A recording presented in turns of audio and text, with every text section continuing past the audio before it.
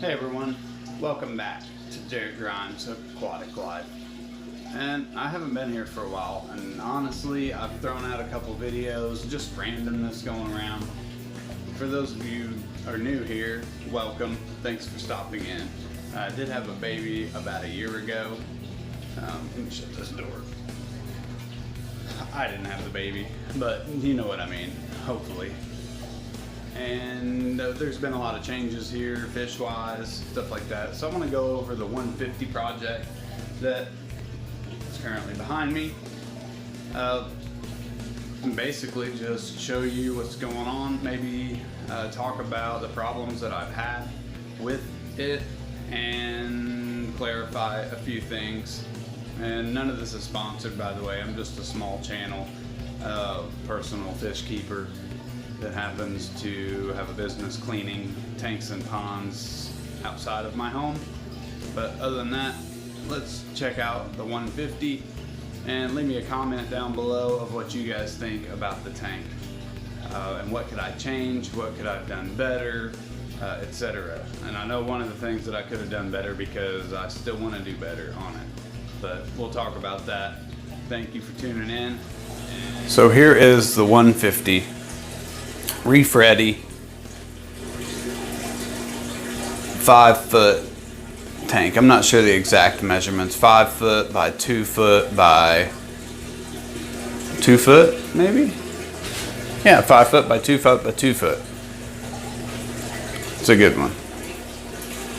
Might be taller.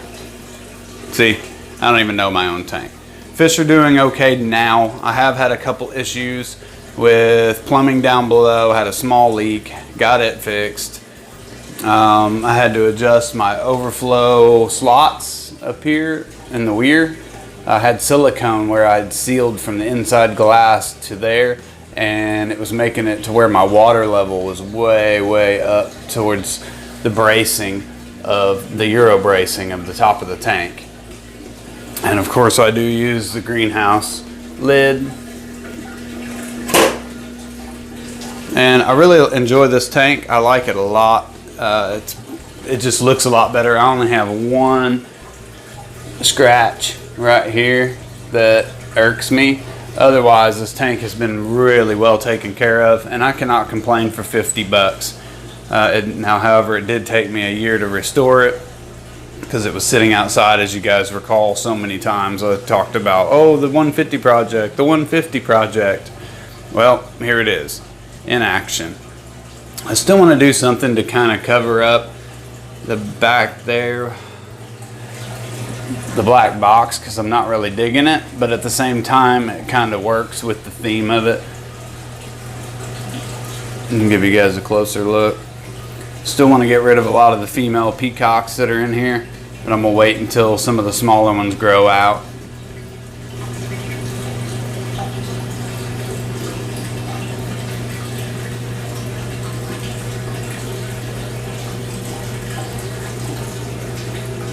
So basically all we do is lift off this door here. I don't have a hinge system on this, so just lift it off and it's good to go. This is the sump, and I do apologize if the light kicks off soon. The water enters from the overflow back there. I have unions on it. This is a fully custom built stand to my needs. Waterproof tray down below to hold water, and it has had to hold water once already. Filter pads here, sponge, denitrate, return pump, and then I put in this second sump. It comes down this way, 2 filter socks, and through a bunch of media into here, more denitrate, and then my tube. This was hell, and I apologize for the language, but I am not gonna freaking lie. It was hell.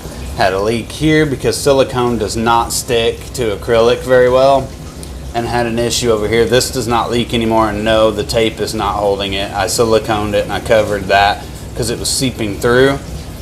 But this was crazy. This just sucked. So I had this down for 2 days, running on like the lowest possible setting. And with that, the fish suffered the most out of that, which was a big bummer. Had an ammonia spike. It got to about 1 part per million. The issue is not the 1 part per million. I can handle that, get rid of it, do a 50 to 60% water change, bacteria out the wazoo, and get everything stabilized, which I did. But I didn't know, I thought something else was going on because they were shedding their slime coat like crazy, and they looked really, really bad. Some of them still look a little rough, and the bigger fish, it's more pronounced. And that's how I started to notice it. We did lose one dragon blood male peacock, OB peacock, sorry, and that's about it. Otherwise, they're doing well now. But I had the sump shut down for 2 to 3-ish days between the whole plumbing malfunction and other situation with the little leak down here in the bulkhead. So yeah, it was a struggle to keep everything straight. But at the same time, we got it going and everything is copacetic now. I just wanted you guys to know, guys and gals, that I have problems too. We as fish keepers sometimes cover them up and be like, oh, you know, we got it taken care of, it's not a big deal. Well, it was a big deal. Anytime you're losing fish, it's a big deal. So don't minimize it, because that is a big deal. I was super bummed out. I got a couple that still look a little rough in there, but they're recovering from it, I guess. This one's really bad, but it's also been getting bullied also by the other females. So that's just part of it. You kind of deal with that. I don't know how I feel about this yet, but I think it looks pretty cool, so I'm gonna leave it. Yeah, not much else to say on this tank. Now I will talk about the 220 in the next few days. I want to start making videos again. But I haven't really had the chance to, just with everything going on in general and just life. I just kind of blew it off, and I apologize for that. I do enjoy making videos. Editing and all that doesn't really bother me. I can make the time for it. Winter's coming here in Illinois, so I will be spending a lot more time inside, less projects outside, etc., etc. So let's try this again. Let's attempt to do an every Sunday video. Woohoo! If you guys are watching them, I'm making them. Let's keep up with the progress of this tank, because things will be changing. I've already changed it a couple times since it's been set up. Rock work, the fish stock, etc.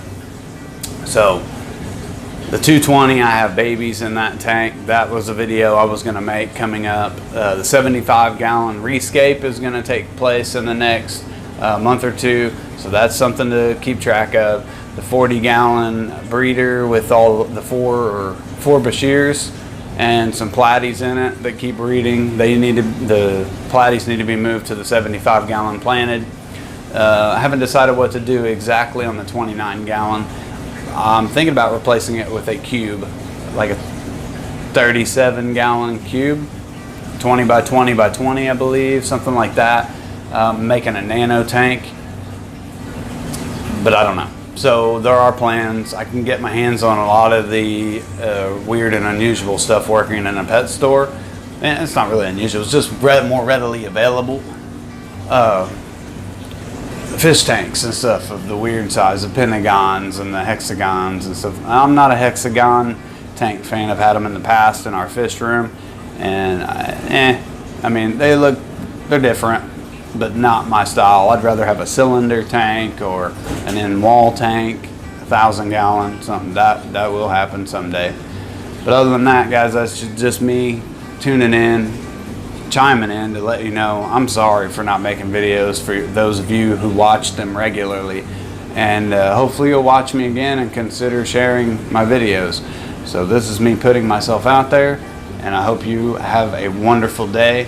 And I gotta get ready for work in a couple hours anyways, so I'm gonna sit and enjoy my tank. So that's what I'm gonna do.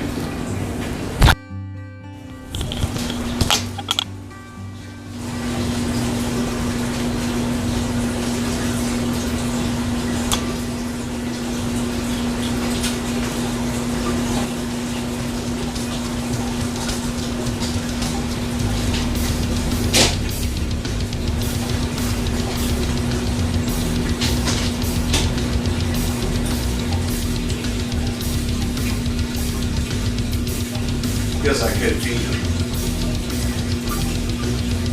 That'd be a video for another day. Peace.